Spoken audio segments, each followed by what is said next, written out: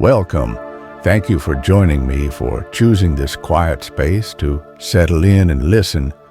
Please find a comfortable position. Let your breathing soften and allow the edges of your day to gently blur. My name is Silas. I travel aboard my own train carriage, the Wanderer, finding a quiet contentment in moving slowly through the world, not just seeing, but truly feeling the places I visit, noticing the small details that whisper the character of a place. The steady rhythm of the train wheels has been my companion through many landscapes. I recall the gentle warmth radiating from colorful tiles under the Lisbon sun, the intricate dance of scents and shadows in the quiet courtyards of Marrakesh, and the vast open feeling of the sky meeting the sea near Melbourne. Each journey leaves its own subtle imprint, a collection of moments held in the quiet space of memory. Now, that same gentle motion has carried me under the sea, emerging into the soft light and rolling green hills of England, drawing closer to the quiet hum of London. In the chapters that follow, we will explore this historic city together, seeking out its softer reflections. We'll feel the cool air beneath the magnificent arches of St. Pancras Station, wander through quiet Mews where time seems to slow, and watch the light dapple on the still waters of the Regent's Canal. We might breathe in the comforting scent of aged paper in a beautiful Edwardian bookshop, or find simple solace in the quiet ritual of pouring and sipping a warm cup of tea. My hope is to share these moments of gentle discovery and peaceful observation with you. This audiobook is an invitation to pause, to observe the beauty in the everyday, and to find a measure of calm in the present moment. Just as I endeavor to do on my travels, let the gentle unfolding of the journey soothe you as we arrive and immerse ourselves in the unique atmosphere of London. If you find comfort and peace in sharing these quiet explorations, perhaps consider liking this recording or subscribing to the channel so you might join me again as the Wanderer continues its journey. For now, let us begin. Chapter 1. Beneath the Channel, Toward the Downs. The familiar gentle sway of the Wanderer is a constant comfort, a rhythm that has underscored journeys across continents. Inside my carriage, the scent of worn leather and old wood mingles with the faint aroma of the tea I brewed earlier, its warmth still radiating from the simple ceramic mug held loosely in my hands. Outside the large window, the landscape of northern France blurs past fields given way to marshalling yards, signals, and the subtle infrastructure that marks the approach to a significant threshold. There's a unique stillness in the air, a sense of drawing inward before the brief plunge into darkness. The steady clickety-clack of the wheels seems to soften slightly, anticipating the transition that lies just ahead, the entry point to the Channel Tunnel. Then the light outside shifts, dims, and vanishes. We glide into the tunnel, and the world beyond the window becomes a uniform, deep black. The sound changes too, becoming more insulated, a lower hum replacing the varied rhythm of the open track. There's a faint sensation of descent, a subtle pressure change, barely perceptible.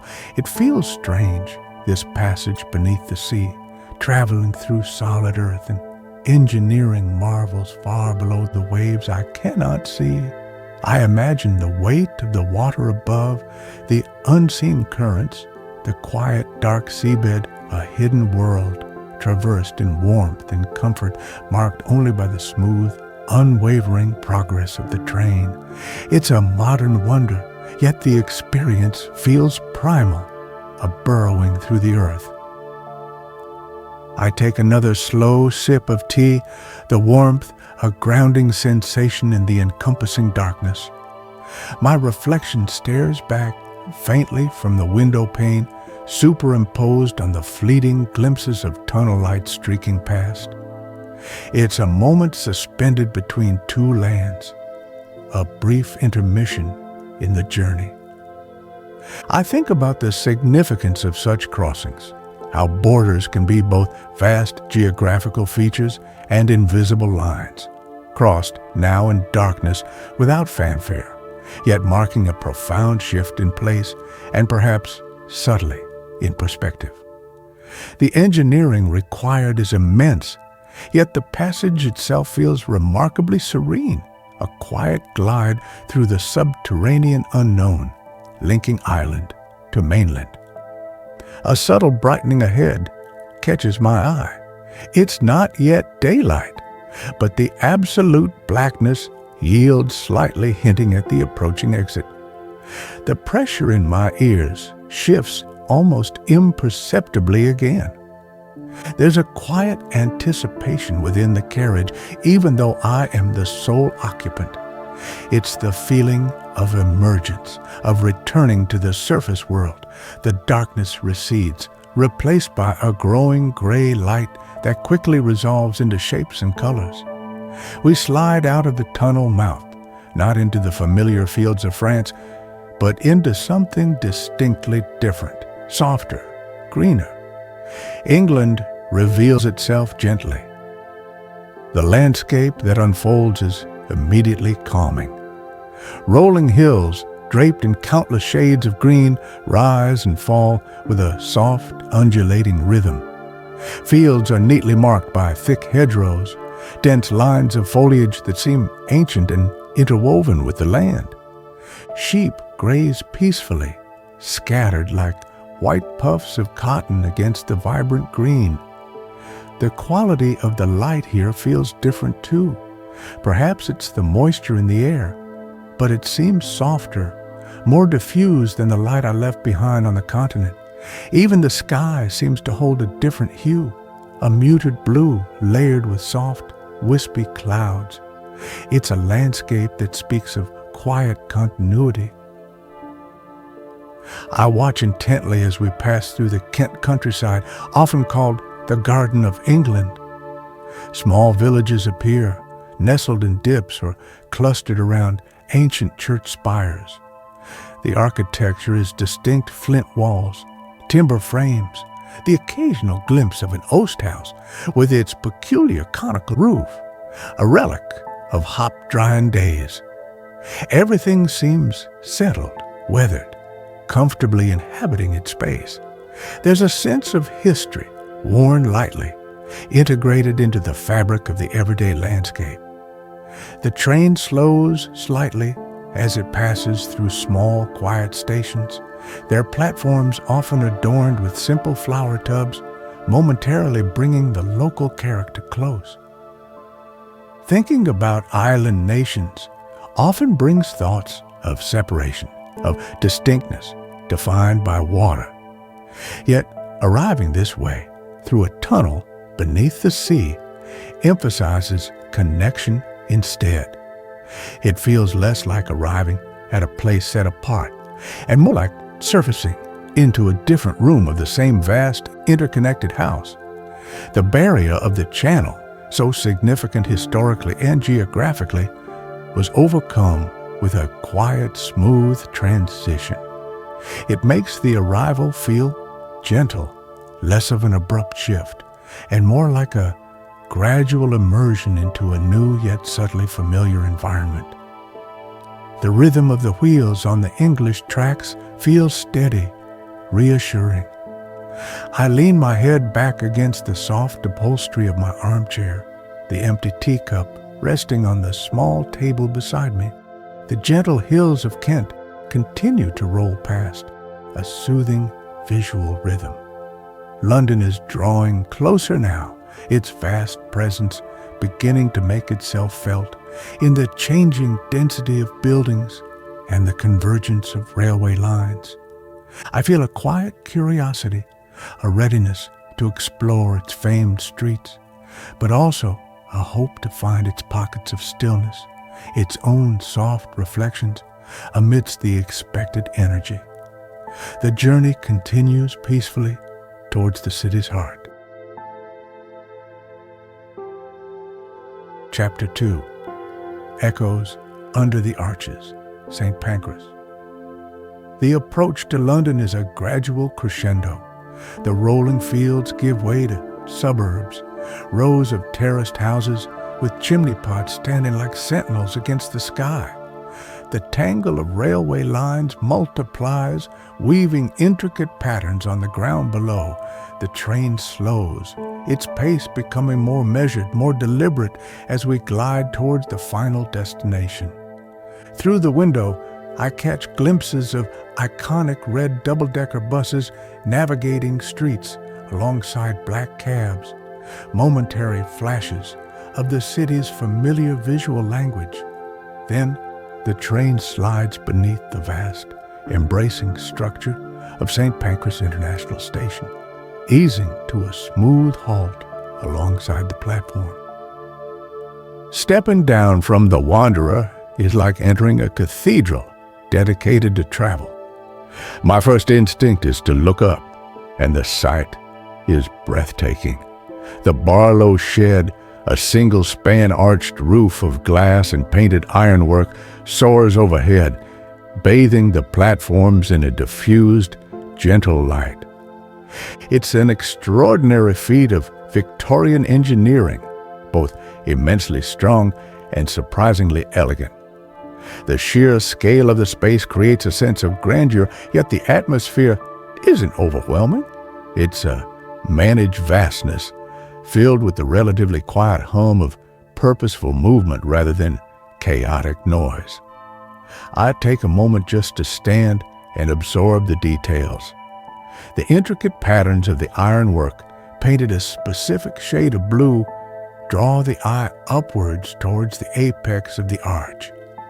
Below, the warm tones of the brickwork provide a grounding contrast. Sunlight filters through the glass panels high above, creating shifting patterns on the platforms and the sleek forms of the trains, including the nearby Eurostar carriages waiting for their next journey across the channel. There's a palpable sense of history here, the echoes of countless arrivals and departures over more than a century held within the structure itself. The sounds within the station are a gentle symphony of travel, the low murmur of conversations in various languages, the distant rumble of announcements softened by the high ceiling, the soft click of heels on the polished floor, the whir of suitcase wheels. It all blends into a background hum rather than a clamor. It feels like a space designed for transition, where people move with intention, whether greeting arrivals, heading towards departures, or simply passing through. The air itself seems to carry a sense of possibility, of journeys beginning and ending. I begin to walk along the platform, my well-worn leather satchel comfortable on my shoulder. My gaze drifts across the station concourse, taking in the elegant facades of shops and cafes integrated into the station's fabric. I see the famous statue of Sir John Betjeman gazing up at the roof he helped to save, a quiet tribute to preservation. Nearby, another sculpture, The Meeting Place, depicts a couple locked in an embrace beneath the station clock, a timeless symbol of reunion. These details add layers of human story to the magnificent architecture. Navigating toward the main exit feels intuitive, the flow of people guiding the way. There's a calm efficiency to the station's layout. I pass through the arches leading out of the main shed area, the scale shifting slightly, but the sense of grandeur remaining. The blend of old and new is seamless. Modern amenities housed within the beautifully restored historic building. I feel a sense of appreciation for the care taken to preserve such a remarkable space, making it functional for contemporary travel while honoring its past. Emerging from the station's main entrance onto the Euston Road, the city presents itself more directly. The air feels different, carrying the specific urban scent of London, a mix of traffic fumes, damp pavements, and indefinable city smells. The sounds intensify slightly, the roar of buses, the chime of a bicycle bell, the distant wail of a siren. I pause for a moment, orienting myself, watching the flow of traffic. A line of black cabs waits patiently at the rank. I approach the first one, give the driver the address of my pre-booked room, and settle into the back seat. The cab pulls away smoothly, joining the steady stream of London traffic. Looking through the window, the city unfolds. The distinctive architecture, a mix of grand Victorian buildings, Portland stone facades, Georgian terraces, and modern glass structures, slides past. Red buses punctuate the streetscape, their routes crisscrossing the complex map of the city. People walk briskly along the pavements, a diverse flow of London life. My first impressions are of scale, of history etched into the very stones, and of a constant underlying energy. Yet, cocooned within the quiet of the cab, I feel like a calm observer, ready to gently immerse myself in this sprawling metropolis. Chapter 3. A room overlooking the Mews. The black cab turns off a busier thoroughfare, navigating a series of quieter streets before finally pulling into a narrow cobbled lane. This is the Mews' originally service lanes with stables and carriage houses for their grander homes nearby, now mostly converted into charming residences. The cab stops before a freshly painted door set into an old brick building. Stepping out, the relative quiet is immediate. The sounds of the main road are muffled here, replaced by a more intimate acoustic, the echo of my footsteps on the cobblestones, perhaps the distant coo of a pigeon. I thank the driver, retrieve my bag, and approach the door. Inside the building, the air is cool and still. A narrow staircase, perhaps carpeted, leads upwards. The sounds from outside fade further as I ascend, the creak of a stair tread underfoot adding a homely note. I find the door to my rented room, the key turning smoothly in the lock. Pushing the door open reveals a space that feels immediately welcoming. It's not large, but it's well proportioned, with a high ceiling characteristic of older London buildings. The dominant feature is a lovely bay window overlooking the Mews below. I drop my satchel gently onto the floor and walk towards the window.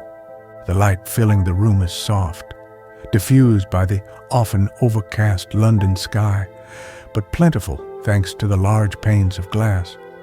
The room itself smells faintly of beeswax polish and perhaps old, dry wood clean and comforting scents.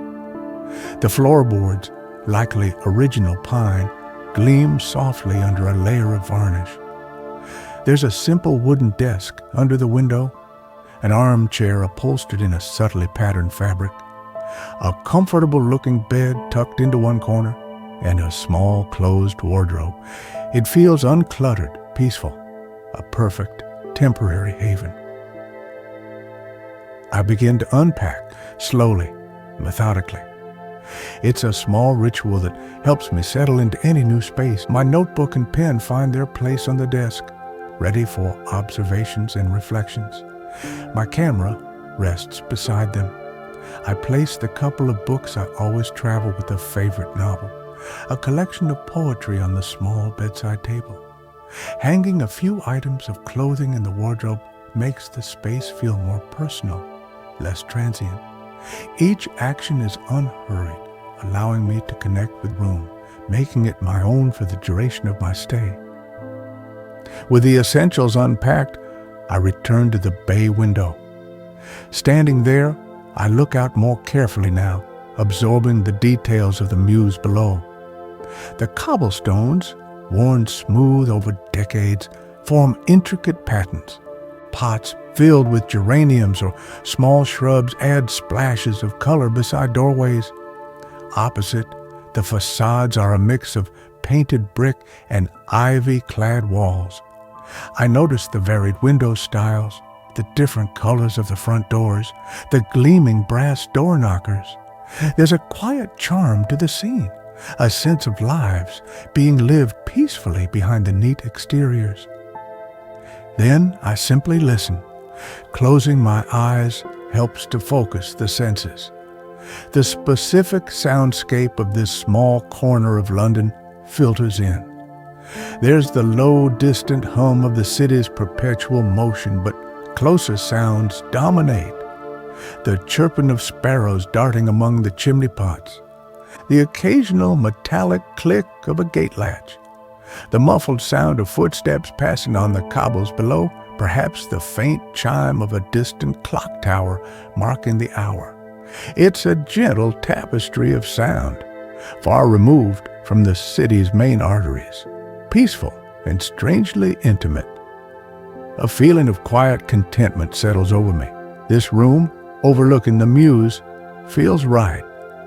It's a peaceful anchor point within the vastness of London.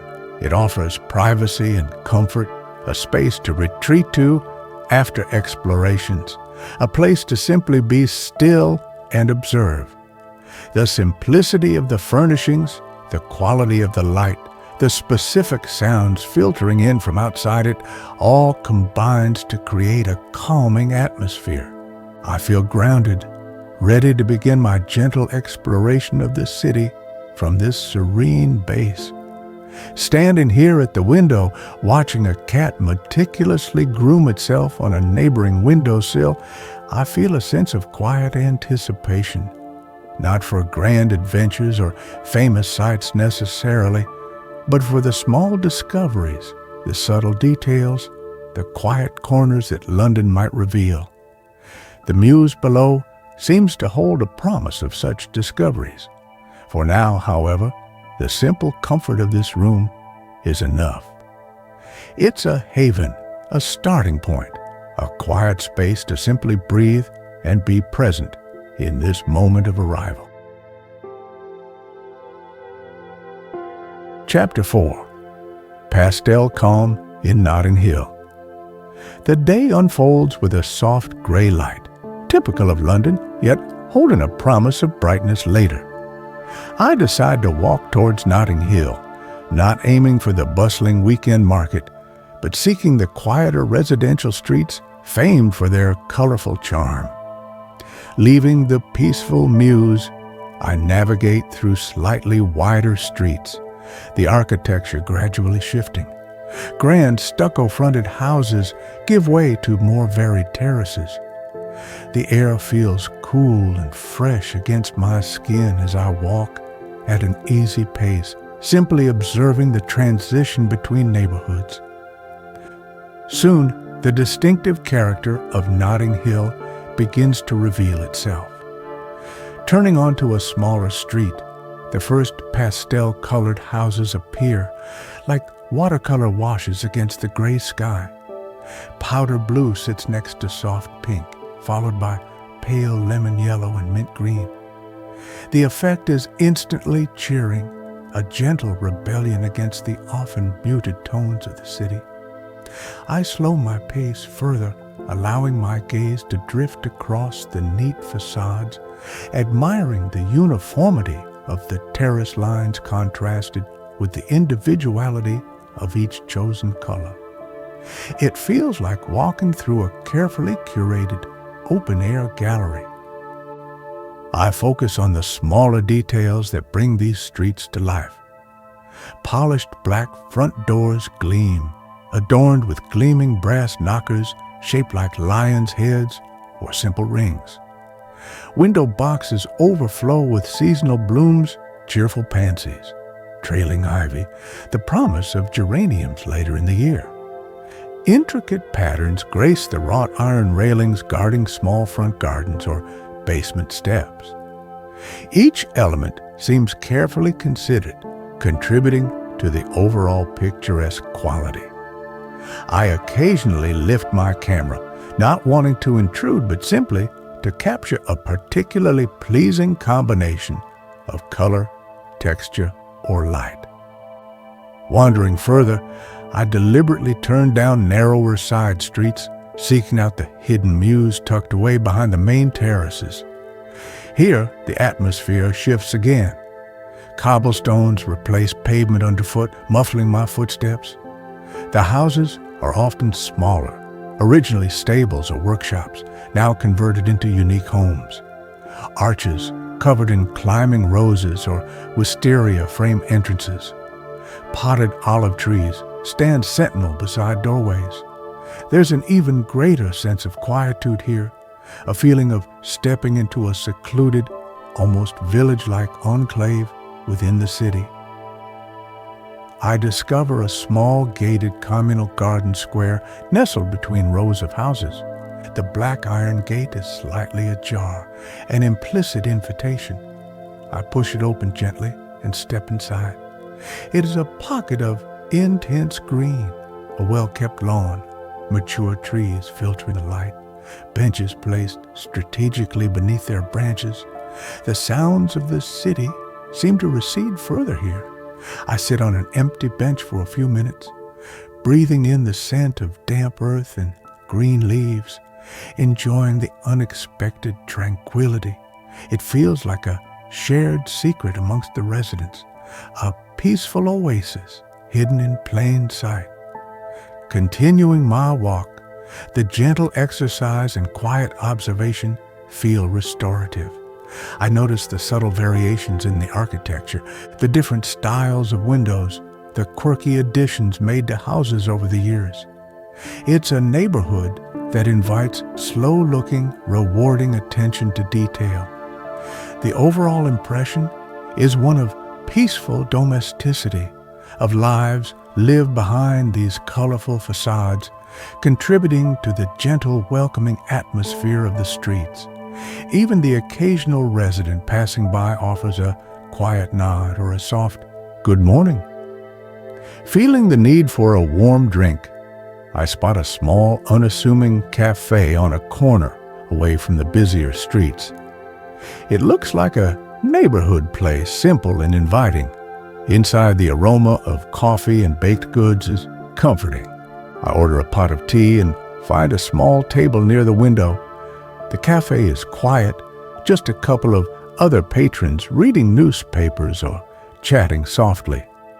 The clink of ceramic as the waitress places my tea service before me is a pleasant, familiar sound.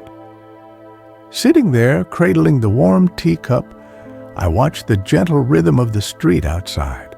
A woman walks past with her dog, stopping to chat briefly with a neighbor tending his window box. A cyclist glides by silently.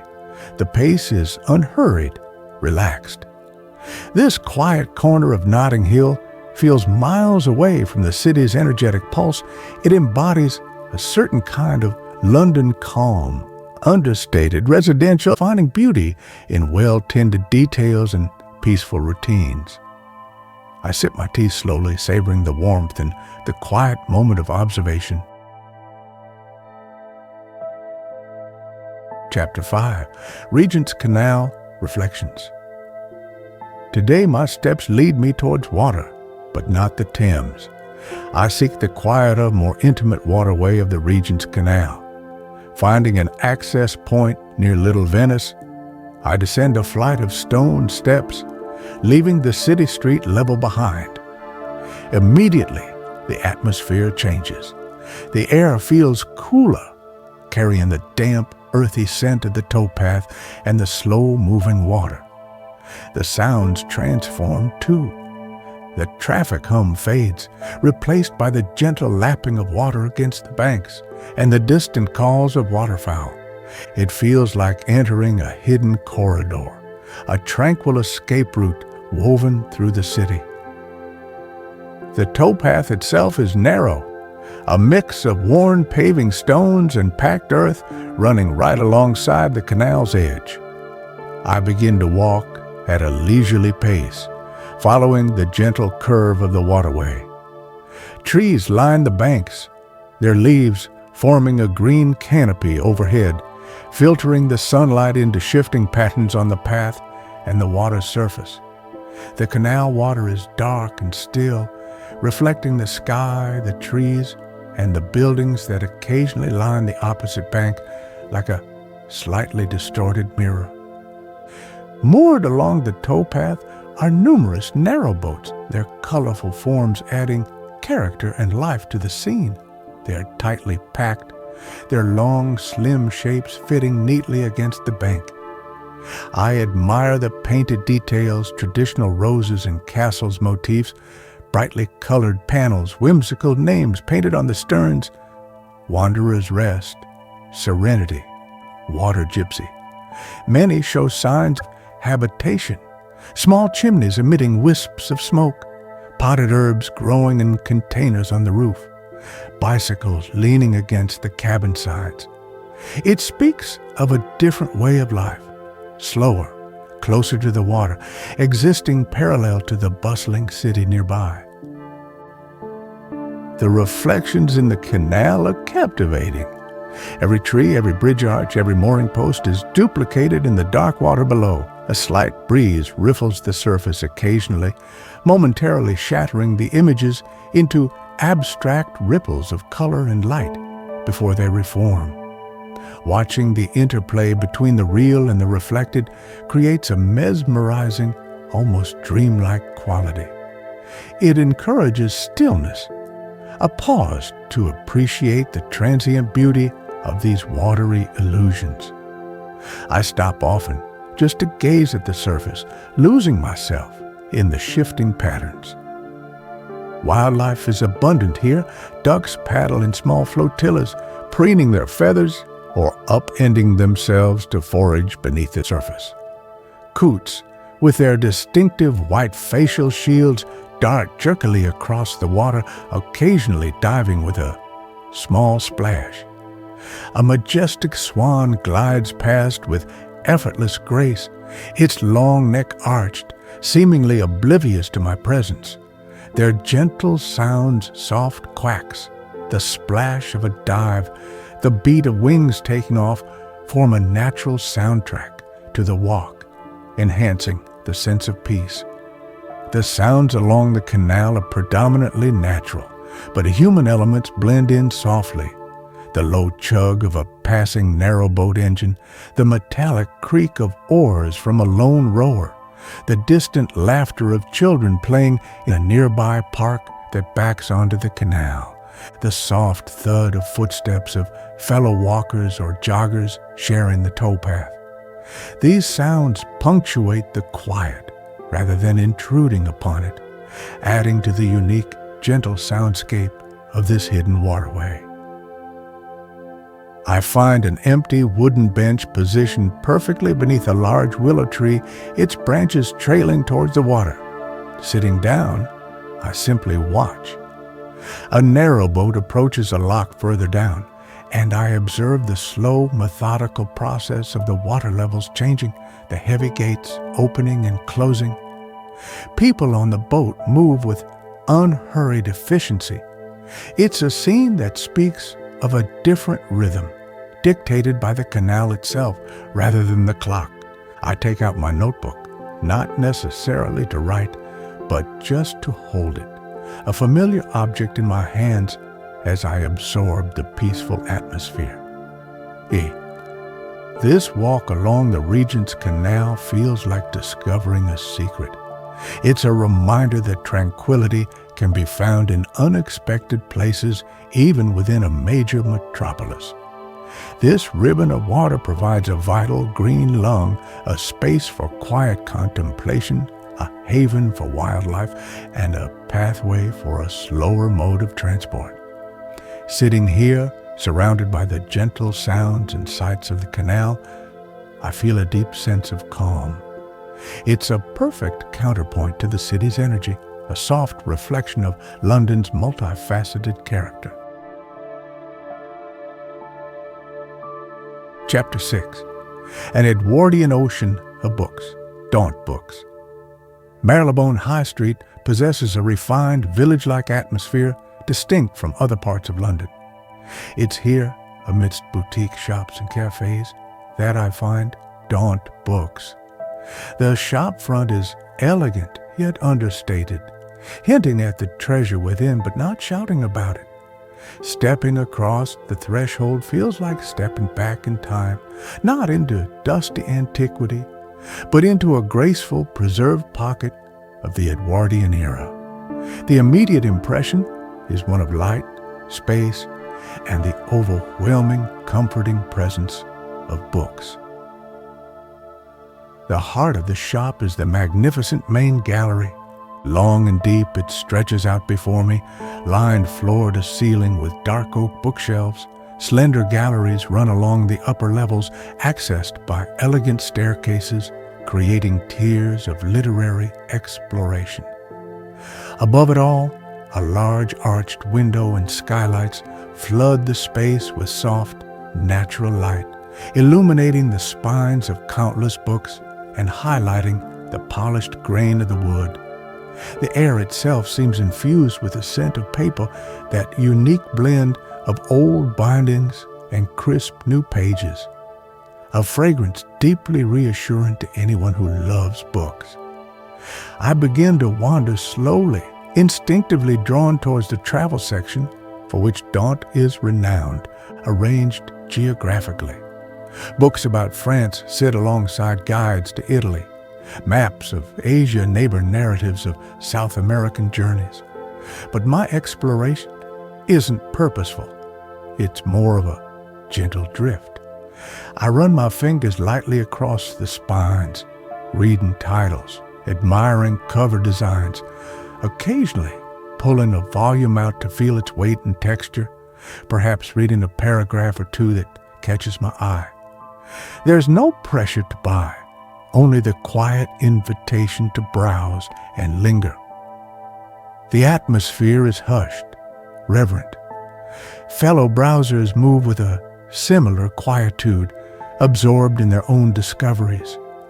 The only sounds are the soft rustle of turning pages, the occasional muffled footstep on the wooden floorboards, the low murmur of a brief exchange at the counter. There's a shared space dedicated to the solitary pleasure of reading and the communal appreciation of literature. The silence isn't empty. It's filled with the potential of stories waiting to be discovered, worlds waiting to be entered. I notice the small details that contribute to the shop's unique charm. The small green-shaded lamps on some tables, casting pools of warm light. The subtle creak of the floorboards underfoot, the intricate carvings on the oak balustrades of the galleries, even the slight variations in the colors of the book spines create a vast, unintended tapestry along the shelves. It feels less like a shop and more like a vast, welcoming library where every book is potentially available to take home. Finding a quiet alcove, perhaps near a window overlooking the street, I simply pause. I don't need to read anything specific right now. The pleasure comes from simply being immersed in this environment. It's a sanctuary for the quiet mind, a place where thoughts can wander freely, stimulated by the proximity of so many ideas, journeys, and perspectives captured between covers. I think about the countless hours of human thought, creativity, and experience represented on these shelves. A silent conversation spanning centuries and continents. This space feels like a physical manifestation of the joy of exploration, both geographical and intellectual. The careful arrangement by country underscores the connection between place and story, landscape, and literature. It's a reminder that travel isn't just about seeing new sights, but about understanding different cultures, histories, and ways of being in the world, often illuminated through the pages of a book. The calm, scholarly atmosphere encourages this deeper engagement, a slowing down to truly absorb and reflect. Eventually, feeling restored by the quiet immersion, I select a slim volume of poetry, something easily carried, a tangible memory of this peaceful hour. Paying at the counter, the exchange is brief and polite. Stepping back out onto Marylebone High Street, the sounds of the city seem slightly louder, the light brighter. But I carry the quiet atmosphere of Daunt books with me, a feeling of inner calm, the gentle resonance of having spent time in a space dedicated to the enduring power of words and the quiet pursuit of knowledge. Chapter 7. Columbia Road's quiet bloom, early morning. Sunday morning arrives with a cool mist clinging lightly to the air. I make my way east towards Columbia Road, aiming to arrive well before the famous flower market reaches its full, bustling crescendo. The streets are quiet this early, pavements still damp from the night.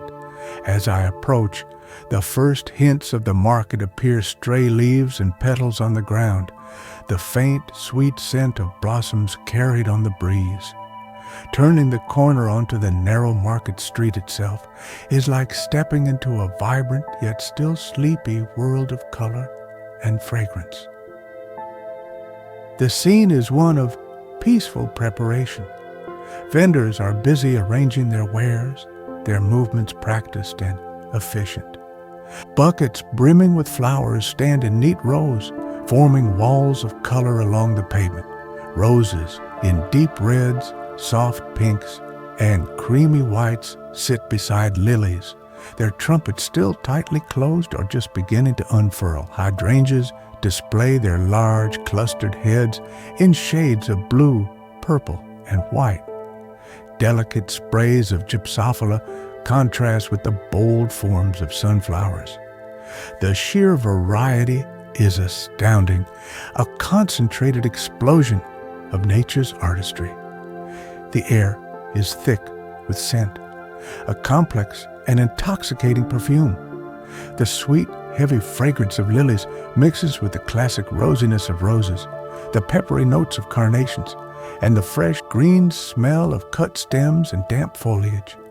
Beneath it all is the underlying scent of damp earth from potted plants, herbs, ferns, small shrubs, and young trees waiting to find new homes. I breathe deeply, trying to distinguish the individual notes within the fragrant chorus. It's an invigorating, life-affirming aroma that cuts through the cool morning air.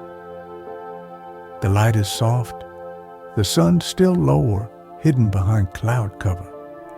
It illuminates the flowers gently, highlighting the delicate texture of petals, the glistening drops of dew clinging to leaves, the rich depth of the colors. It's a photographer's dream, but I keep my camera mostly lowered, preferring to absorb the scene directly. The vendors chat amongst themselves in familiar East London accents, their voices carrying easily in the relative quiet. There's a friendly camaraderie, the rhythm of a community preparing for its busiest few hours. I wander slowly along the street, pausing often to admire a particular bloom or an especially beautiful arrangement. Buckets overflow with tulips, their sleek forms hinting at the spring that seems perpetually captured here. Bunches of eucalyptus offer their silvery green leaves and distinct menthol scent. Exotic orchids stand alongside simple, cheerful daisies. It's a global gathering of flora, all brought together on this single London street. I notice the textures, the velvety softness of a rose petal, the waxy surface of a tulip leaf, the intricate lacy structure of a fern frond. Unlike the crowded experience later in the day, this early hour allows for quiet appreciation. There's space to move, to linger, to observe without being jostled. I can focus on the individual beauty of a single flower stem, appreciate the artistry in how a vendor arranges contrasting colors and forms, or simply enjoy the overall spectacle of vibrant life gathered in one place. It feels less like a market and more like a temporary, open-air botanical garden sprung up overnight on the city pavement. I watch as early customers arrive, mostly locals perhaps, seeking the best choices before the rush. Their interactions with the vendors are often familiar, laced with humor and local knowledge. There's a sense of tradition here, a Sunday ritual passed down through generations. Even these early exchanges have a gentle rhythm, a contrast to the louder, more performative cries that will fill the air later on. It's the market, waking up, stretching, preparing for the main event. Choosing a small bunch of fragrant freesias, their delicate scent particularly appealing, I make my purchase. The transaction is simple, friendly. Holding the wrapped flowers, their cool stems damp in my hand, I feel a sense of connection to this place, this moment of quiet bloom. Leaving Columbia Road as more people begin to arrive, I carry the vibrant colors and rich scents with me, a sensory souvenir of London waking up, captured in its most peaceful and beautiful state just before the world rushes in.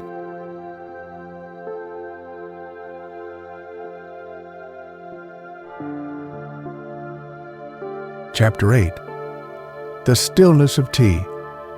Back in the quiet haven of my room overlooking the Mews, the city feels distant again. The bunch of freesias from Columbia Road sits in a simple glass tumbler on the desk, their delicate fragrance subtly perfuming the air. Mid-afternoon light, still soft and diffused, fills the room. It feels like the perfect moment for a pause, a gentle punctuation mark in the day centered around this simple ritual of making and drinking tea. London runs on tea, it sometimes seems, and embracing this quiet tradition feels like connecting with the city's understated rhythm.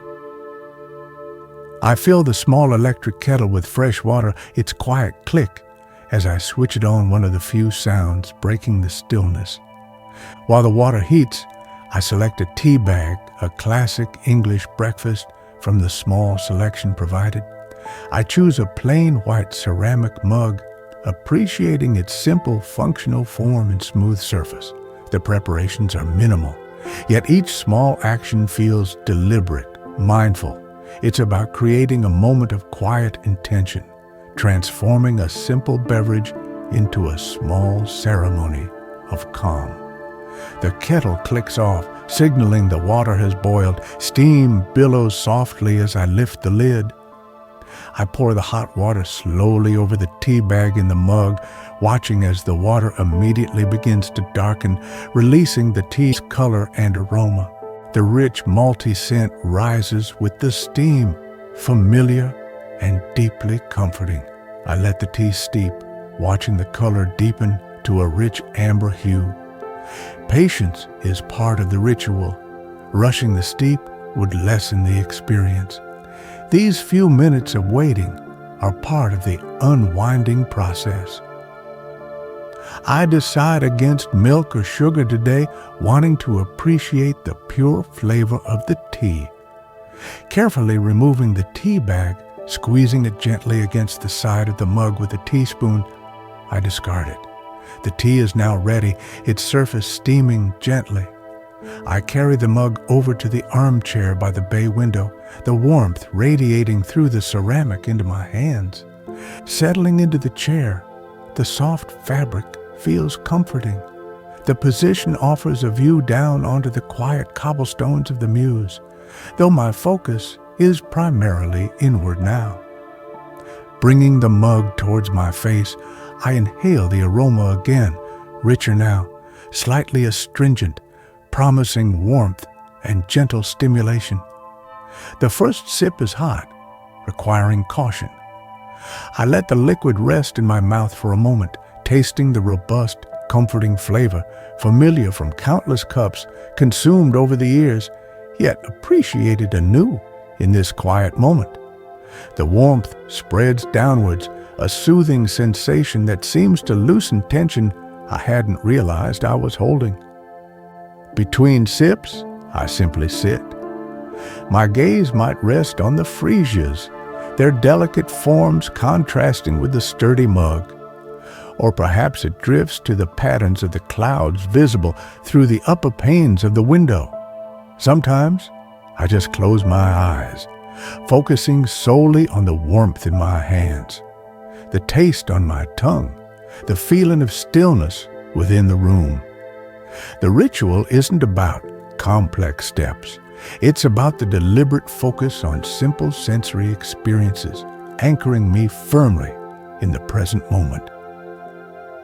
This quiet act of making and drinking tea feels deeply connected to this place. It's a thread woven into the fabric of British life, a pause taken millions of times a day in homes, offices, and cafes across the country. Participating in it, even alone in my rented room, feels like a gentle nod to that shared culture, a quiet act of integration. It's a ritual that signifies comfort, conversation, reflection, or simply a necessary pause in the day's activities. Here, for me, it is purely about stillness. As I take the final sips from the mug, the tea is still warm but no longer hot. I feel a sense of quiet restoration. The simple act has cleared my mind, settled my thoughts. The world outside the window remains the same. The distant city hum continues. But my internal state feels calmer, more centered. The empty mug rests on the small table beside the chair, a testament to a moment of deliberate peace carved out of the afternoon. It's a reminder that tranquility doesn't always require grand landscapes or complete silence. Sometimes it can be found in the warmth of a simple cup of tea. Chapter 9, A Final Gaze from the Heath. For my final full day in London, I feel drawn towards green space, towards a vantage point offering perspective. I take the Northern Line tube, the rumble and rush, a familiar part of the city's rhythm, heading towards Hampstead Heath. Emerging from the station, the atmosphere shifts immediately. There's a sense of elevation, cleaner air, and the proximity of wide open space, even amidst the charming village-like streets of Hampstead. I follow the signs, walking uphill towards the Heath itself. Entering the Heath feels like stepping into a vast, rambling countryside landscape improbably located within the city limits. Wooded areas give way to open meadows, ponds glint unexpectedly, and pathways meander in seemingly random directions. The sheer scale of it is liberating. Dog walkers, joggers, families, and solitary wanderers like myself share the space, yet it never feels crowded. There's room to breathe here, room to think. I follow a well-trodden path leading upwards toward the famous viewpoint of Parliament Hill.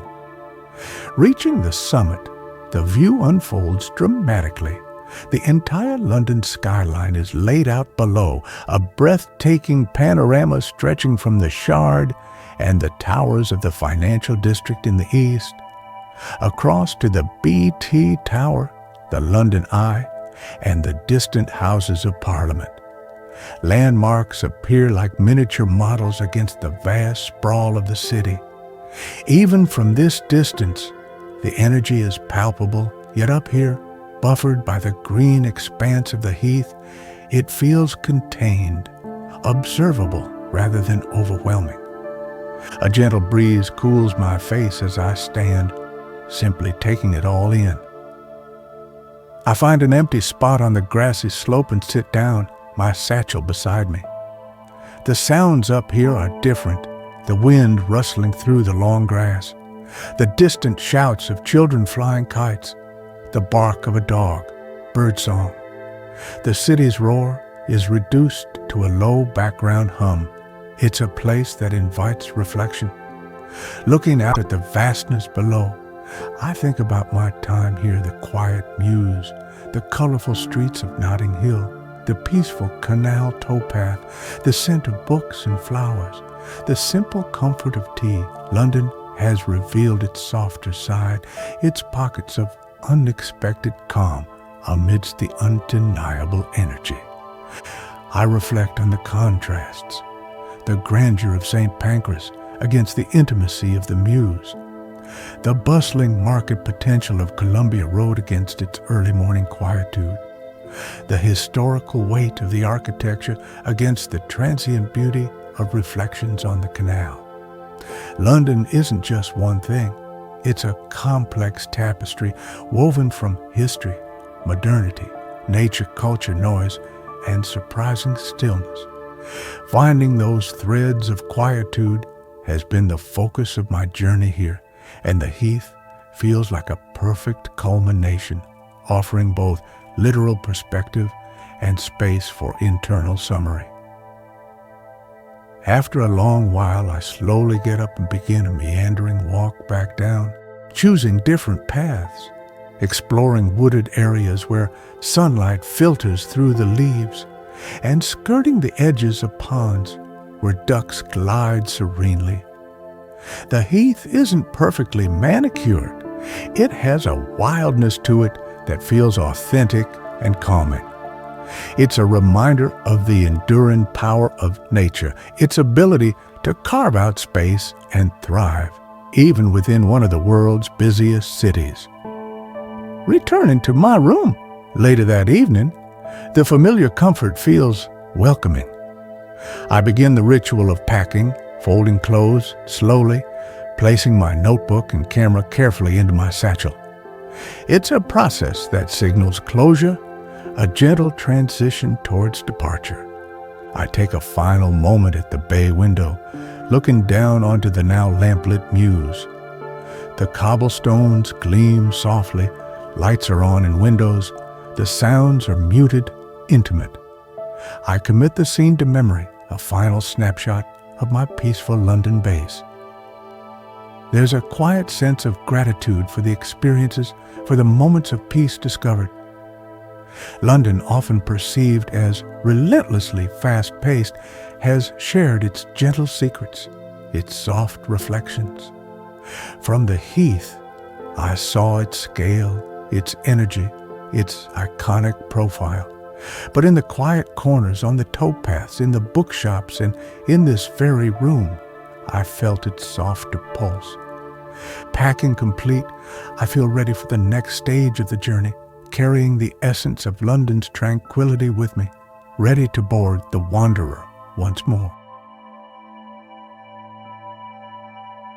Chapter 10. The city's gentle fade. The morning of departure is crisp and clear. I take a black cab back to St. Pancras International, the journey retracing my arrival route, but in reverse. The familiar London street scenes slide past the window, red buses, black railings, diverse faces on the pavement, but my focus is now gently shifting from immersion to observation, preparing for the transition. Arriving at the station, the magnificent structure feels familiar now, less overwhelming than on my first arrival. There's a quiet efficiency to my movements as I navigate toward the platform where the Wanderer waits. Boarding my carriage feels like coming home. The familiar scent of leather, wood, and old books envelops me, a comforting contrast to the station's more public atmosphere. I stow my satchel in its usual place and settle into my armchair by the large window. Outside, the platform bustles with the controlled energy of departure passengers finding their seats on other trains. station staff making final checks, the murmur of announcements. I watch these small dramas unfold with a sense of peaceful detachment, already feeling slightly removed, cocooned within my private traveling space. With a barely perceptible jolt, the wanderer begins to move. The motion is smooth, gliding almost silently away from the platform at first. The grand ironwork arches of the Barlow shed slide past the window, framing fleeting glimpses of the station concourse. Then we emerge from beneath the station roof into the daylight, the intricate brickwork of the station facade receding behind us. The journey away from London has begun. The train picks up speed gradually. The immediate view is of railway lines converging and diverging, signals changing, the complex infrastructure that supports the city's transport network. Then, the buildings begin to change. Warehouses and industrial sites give way to the backs of terraced houses, small gardens flashing past, glimpses into the everyday life of the city's outer edges. Iconic landmarks fade into the general urban texture, becoming part of the receding whole rather than distinct focal points. I watch the city slowly relinquish its grip. The density of buildings lessens, replaced by playing fields, allotments, patches of green space tucked between housing estates. The distinctive red buses become scarcer, the architecture more varied and suburban. Soon, recognizable countryside begins to appear: hedges, fields, trees standing solitary or in small copses. The transition is gradual, a slow dissolve rather than an abrupt cut, allowing for a gentle mental adjustment from the urban environment back towards a more open landscape. Opening my notebook, I don't feel the need to write extensively, perhaps just a single word, a phrase, or a quick sketch capturing a final impression: the curve of the Regent's Canal, the color of a Notting Hill door, the scent of freesias, the view from Hampstead Heath. I review the photographs on my camera, small squares of captured light and time, reinforcing the quiet moments I sought out and found. These aren't trophies, but gentle reminders, visual anchors for the sensory memories of my stay. The steady rhythm of the train is deeply soothing. The clickety-clack on the tracks, the soft hum of the carriage, the gentle sway, it's a familiar lullaby that signals both movement and rest. London, with its soft reflections and hidden pockets of calm, is now behind me, a collection of cherished moments and sensory impressions. I feel a sense of peace, of completion for this chapter of my travels, and a quiet gratitude for the city's gentle offerings. Leaning my head back against the armchair, I gaze out at the passing English countryside, the soft greens and rolling contours, peaceful visual balm. The wanderer carries me onward towards the coast, towards the tunnel, and towards whatever destination lies beyond. The beauty, I remind myself, is as much in the journeying in these moments of quiet transition and reflection aboard my traveling home as it is in the destinations themselves. For now, I simply rest, letting the gentle motion carry me forward, the essence of London, a quiet, lingering presence within me. The wanderer carries me onward towards the coast, towards the tunnel, and towards whatever destination lies beyond. The beauty, I remind myself, is as much in the journeying in these moments of quiet transition and reflection aboard my traveling home as it is in the destinations themselves. For now, I simply rest, letting the gentle motion carry me forward, the essence of London, a quiet, lingering presence within me.